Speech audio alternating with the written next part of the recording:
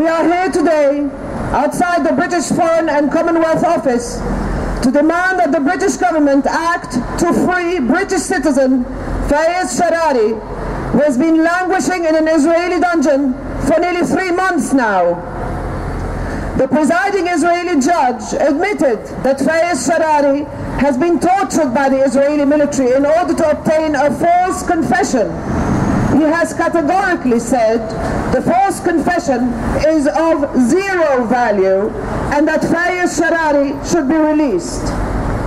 This was in October, but today Fayez is still in prison, and the British government has shamefully done nothing to secure his release. Fayez Sharary is of Palestinian origin. He was born in a refugee camp in Lebanon. He is a British citizen who has lived in the city of London for over 23 years. Fayez is a father of 5 children. His wife Layla and their daughter Aya are here with us today.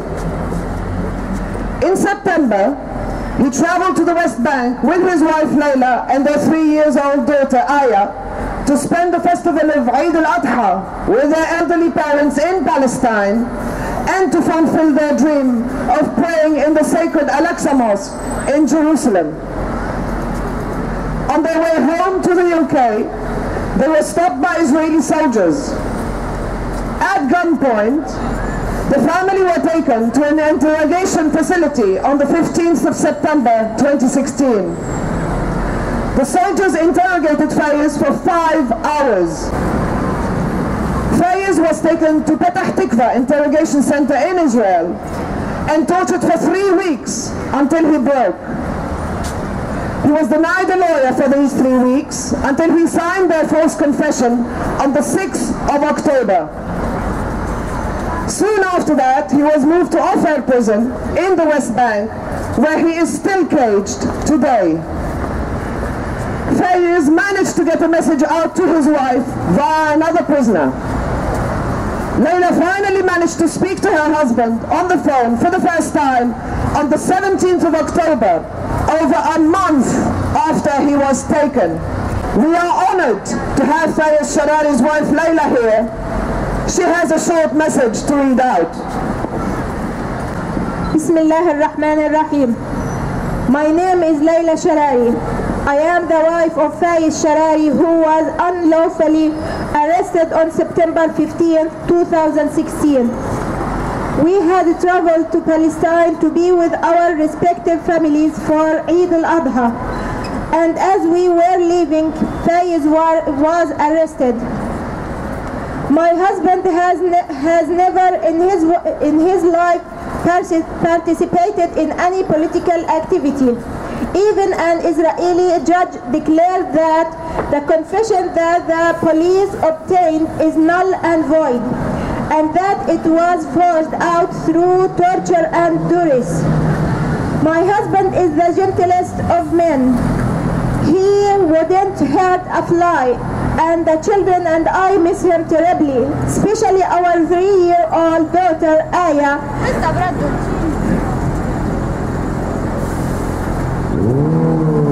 who always asks where her father is. I am afraid this episode has traumatized her. Fayez was imprisoned without being allowed to consult a lawyer. Among our confiscated personal luggage was Aya's security blanket, a small square soft toweling pink blanket with a rabbit image printed on it. Aya has been missing that blanket terribly, but she takes comfort even at her young age that the blanket has stayed behind with her father, giving him comfort and keeping her close to his heart.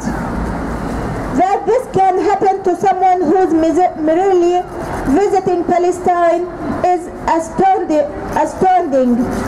That this happened to someone with a British nationality and no British institution has resolved this yet beggars belief.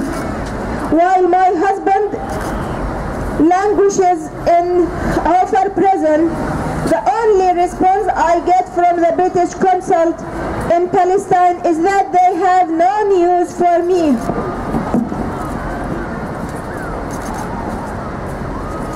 I urge you treat my husband like you would any other British citizen and send someone senior from your department to oversee the court case on December 14th. And make absolutely sure that everything that can be done is being done to facilitate my husband's release. I am also pleading with the world's human rights activities to help free my beloved husband and return him safe and sound to the bosom of his family back here in London. Freedom to my husband, freedom to all Palestinian political prisoners, free Palestine, and thank you.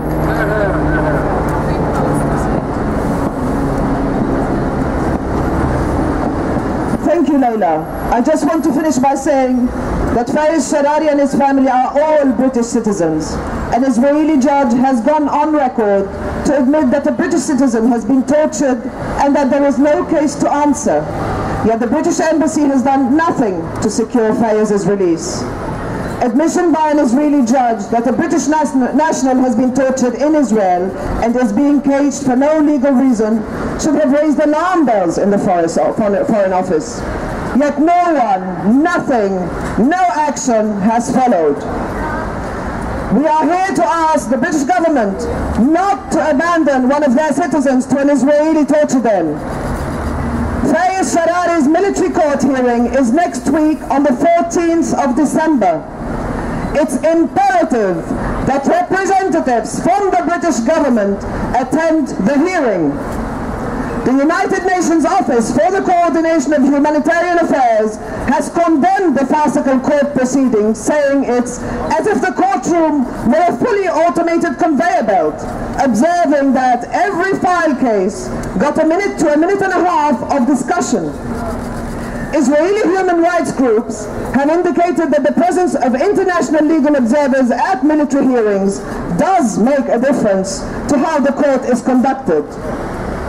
We ask the British government to send senior representatives from the British Embassy to attend Fayez Sharary's hearing and to lobby the Israeli government to release him. Free Fayez Sharary! Free Fayez Sharary! Free Fayez Sharary! Free Fayez Sharary! Free Palestine! Palestine!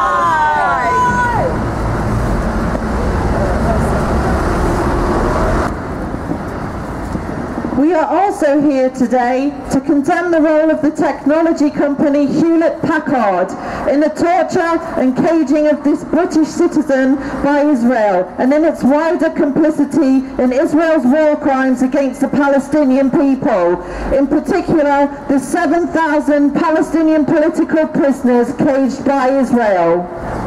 Hewlett-Packard provides the essential IT services and infrastructure that enable the Israeli prison service to function.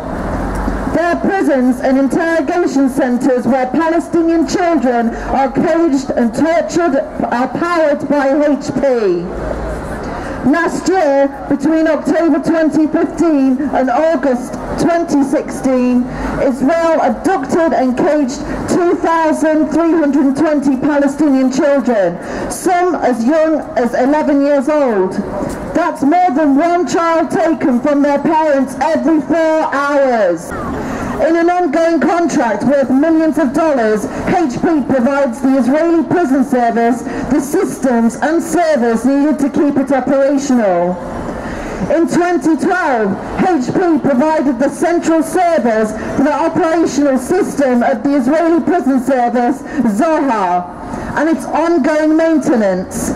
In a contract worth $35 million, HP has also executed a project for email storage and archive in the Israeli prison service.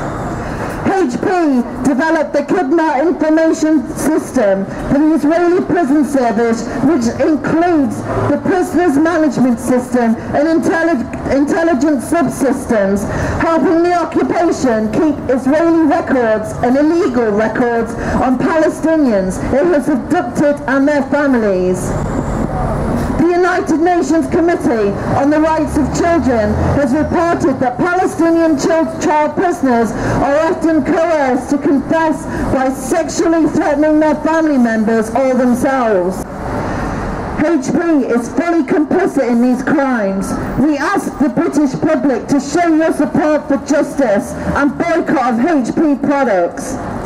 Shame on you, Hewlett-Packard! Shame on you, Hewlett-Packard! Shame on you, Hewlett-Packard! Shame on you, Hewlett-Packard! Free Palestine!